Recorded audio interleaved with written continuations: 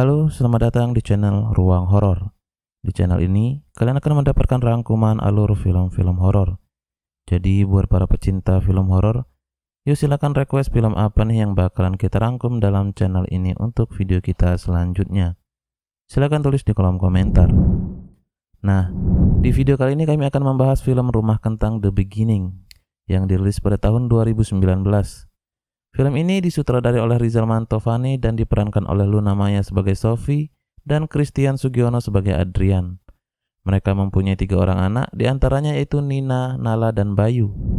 Film ini menceritakan teror yang mengerikan ketika keluarga Adrian berkunjung ke villa dekat perkebunan kentang untuk ia mencari inspirasi novelnya. Buat kalian yang tidak mau kena spoiler, silakan tinggalkan video ini dan langsung tonton filmnya. Film diawali dengan sebuah villa yang terdapat di pinggir kebun kentang. Di dalamnya ada suami istri yang terlihat sangat buru-buru memasukkan pakaian ke dalam sebuah koper. Kemudian si suami pergi keluar dan tinggallah sang istri dalam kamarnya. Ia mendengar suara ada yang mengetuk pintu, lalu keluar kamar. Ia melihat ada sebuah kentang busuk yang menggelinding ke arahnya. Kemudian ia memanggil-manggil suaminya dan turun tangga. Terlihat banyak sekali kentang yang berserak di lantai bawah. Kemudian ia melihat sesosok iblis yang sangat mengerikan. Dan di saat itu juga, ia terbalut dengan kain yang membuat ia tak bisa bernafas. Sang suami mendengar jeritan istrinya. Ia mencari ke sumber suara, namun tidak ada siapa-siapa. Hanya melihat kentang yang berserak di lantai rumahnya. Kini ia melihat sebuah jejak yang keluar rumah dan menuju ke sebuah gudang yang di dalamnya terdapat wadah yang sangat besar. Dari dalam wadah ini muncul sosok iblis yang mengerikan. Dan sang suami tadi menjerit. Film melompat ke 20 tahun kemudian. Di sini ada sebuah keluarga yang diantaranya yaitu Adrian sebagai suami dan Sophie sebagai istri. Mereka mempunyai 3 orang anak, yaitu Nina, Bayu, dan Nala. Dan orang tua angkat Sophie yang kita sebut sebagai Uwa. Adrian adalah seorang penulis novel. Kini dia mengalami suatu masalah, karena pembacanya mulai bosan dengan apa yang ditulis oleh Adrian. Ia diminta untuk mencari inspirasi di mana dirinya harus benar-benar merasakan kemisteriusannya. Artinya Adrian harus menulis apa yang dialaminya, dan bukan karangan semata. Adrian memutuskan untuk pergi ke sebuah villa peninggalan orang tua Sophie, dan Sophie pun menyetujui. Dalam perjalanan menuju villa tersebut, mereka dikejutkan oleh seseorang yang menghadang mobil mereka. Orang itu nampak aneh, dan kini ia menawarkan jimat kepada Adrian dan Sophie. Namun mereka menolaknya dan melanjutkan perjalanan mereka. Sesampainya di villa yang dimaksud, mereka disambut oleh Bik Darti. Selama ini Bik Darti lah yang merawat villa ini hingga nampak masih sangat bagus. Saat Nina dan Bayu pergi menuju kamar mereka masing-masing, Bayu mendengar bisikan dari sebuah lorong. Bayu melihat ada sosok anak kecil berdiri dalam lorong itu. Saat Bayu mendekat, tidak ada siapa-siapa di sana. Kemudian menggelindinglah sebuah kentang yang bertuliskan, "Main yuk." Hal itu membuat Bayu ketakutan dan menjerit memanggil Nina yang telah masuk kamar. Scene berpindah ke Sophie dan Adrian yang tengah melihat foto orang tua Sophie. Ternyata suami istri di scene awal tadi adalah orang tua dari Sophie. Yang kini Sophie tidak tahu kemana ayah dan ibunya pergi. Mereka menghilang bagaikan ditelan bumi. Di kebun kentang, Nina, Nala, Bayu, dan Uwa sedang bermain.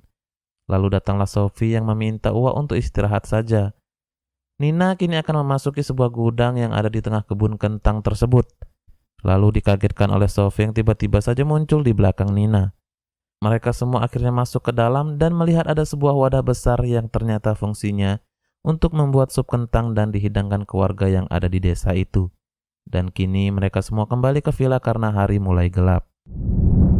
Malamnya, saat Nina yang telah tertidur, tiba-tiba ia terbangun dan melihat ada sosok yang menyerupai Sophie ada di depannya. Sophie mengajaknya bermain keluar, dan tanpa berpikir panjang, Nina mengikuti kemana Sophie pergi. Hal itu disaksikan oleh Nala yang juga terbangun. Nala melihat dari jendela jika Nina tengah pergi menuju gudang yang ada di tengah kebun kentang yang sebelumnya mereka kunjungi. Sementara itu, Sophie dan Adrian sedang menulis sebuah novel. Sophie sebagai pelukis yang mendeskripsikan tulisan Adrian membuat gambar keluarga mereka. Padahal Adrian tidak menulis tentang keluarga mereka sendiri. Mereka merasa heran. Di tengah keheranannya, Nala datang memberitahu mereka jika Nina pergi ke gudang yang ada di tengah kebun kentang. Di dalam gudang itu, Nina melihat api yang tiba-tiba hidup membuat air dari wadah besar tersebut mendidih. Tiba-tiba muncul anak kecil yang sangat mengerikan. Nina yang melihat hal itu sangat ketakutan dan terpleset lalu terjatuh ke bawah. Sosok anak kecil yang mengerikan tadi menarik Nina dan akan membawanya pergi entah kemana. Nina lalu menjerit dan jeritannya itu didengar oleh Adrian dan Sophie yang sedang mencarinya. Mereka masuk ke dalam gudang itu namun tidak ada Nina di sana. Mereka panik karena Nina hilang begitu saja. Keesokannya, Sophie merasa sedih karena ia takut hal yang dialami oleh orang tuanya dulu dialami oleh Nina. Kini Sophie memutuskan untuk mencari Nina di desa. Mana tahu orang-orang desa ada yang melihat Nina. Uwa, Nala dan Bayu serta Bik Darti ikut bersama Sophie. Sampailah mereka di sebuah pasar. Nala melihat warung yang menjual mainan dan mereka pergi ke warung yang dimaksud. Bayu mengambil sebuah mainan yang bisa ditiup. Sophie menitipkan anak-anak bersama Uwa, sedangkan dirinya dan Darti pergi untuk melanjutkan mencari Nina.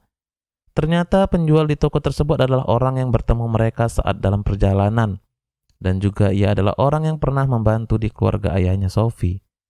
Kita sebut saja Dadang. Ia menceritakan pada Uwa bahwa villa yang mereka tinggali saat ini bukanlah sembarang rumah. Ada makhluk yang dapat menyerupai seseorang dan akan merenggut nyawa satu persatu dari anggota keluarga yang tinggal di sana. Dadang memberikan jimat kepada Uwa agar dipakaikan ke anggota keluarganya yang tinggal di villa tersebut. Malamnya, saat Bayu yang tengah tidur, ia mendengar ada sesuatu yang membuka pintu kamarnya. Ia melihat Nina yang sangat menyeramkan. Bayu mencoba untuk membangunkan Nala yang juga tidur di kamar itu. Namun Nala tidak mendengar panggilan Bayu, hingga akhirnya Bayu kaget melihat Nina yang sudah ada di belakangnya. Lalu ia menjerit. Hal itu membuat Adrian dan Sophie kaget. Mereka berlari menuju kamar Bayu dan menanyakan pada Nala sebenarnya apa yang telah terjadi. Nala yang tidak mengetahui apa-apa, ia hanya komplain jika Bayu sangatlah berisik. Bayu menceritakan jika dirinya melihat Nina di sudut kamar. Kini Nala akan pindah ke kamar bekas Nina. Dan tinggallah Bayu yang tidur seorang diri. Bayu mendengar suara mainan yang dibelinya siang tadi. Ia melihat ke jendela. Ada Nina yang berdiri di luar rumah dan memanggil Bayu untuk main bersamanya. Sedangkan Sophie dan Adrian yang sedang menulis novel, Adrian komplain kepada Sophie jika dirinya melukis sesuatu yang berbeda dari apa yang Adrian tulis. Di gambar itu terlihat mirip dengan Bayu. Di saat bersamaan terdengar suara mainan Bayu berbunyi. Lalu mereka masuk kamar Bayu dan sudah tidak ada Bayu di sana. Mereka mencari keluar rumah dan kembali terdengar suara mainan Bayu dari arah gudang. Sedangkan Bayu yang sudah ada dalam gudang, ia melihat sosok Nina yang sangat mengerikan. Nina berubah menjadi anak kecil yang menakutkan. Hingga akhirnya terdengar suara jeritan Bayu dari dalam gudang. Sophie dan Adrian masuk ke dalam gudang, namun Bayu sudah tidak ada. Mereka hanya menjumpai mainan Bayu yang dibelinya tadi siang. Saat Adrian putus asa, ia melihat ada pintu yang menuju ke bawah tanah. Akhirnya mereka berdua masuk ke dalam ruangan itu dan menemukan benda bekas ritual. Keesokannya polisi membawa benda yang ditemukan Adrian dan Sophie semalam. Kini di rumah mereka, Uwa menceritakan kejadian yang menimpanya malam tadi kepada Sophie. Uwa serasa dicekik menggunakan tirai. Namun saat Uwa memegang jimat pemberian Ki Dadang, tirai itu tidak lagi mencekik dirinya. Namun Sophie tidak mempercayai hal itu. Sophie meminta Uwa untuk melepas jimat yang dipakainya dan Sophie membuangnya di kotak sampah. Malam harinya, Nala tidur bersama Sophie. Ia terbangun dan melihat ke arah jendela.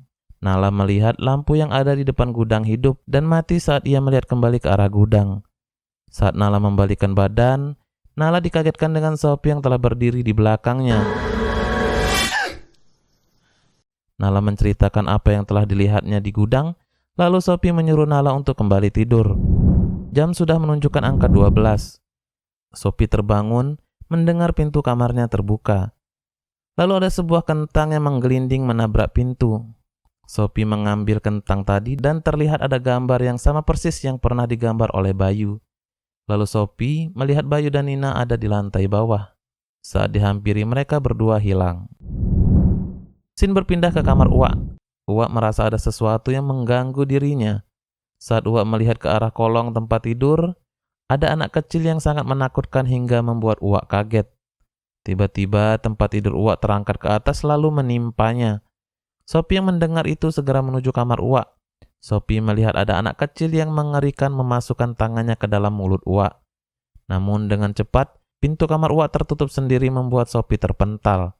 Dan akhirnya datanglah Adrian dan Nala membantu Sophie. Lalu Adrian mendobrak pintu kamar Uwak dan melihat Uwak sudah terkapar di lantai.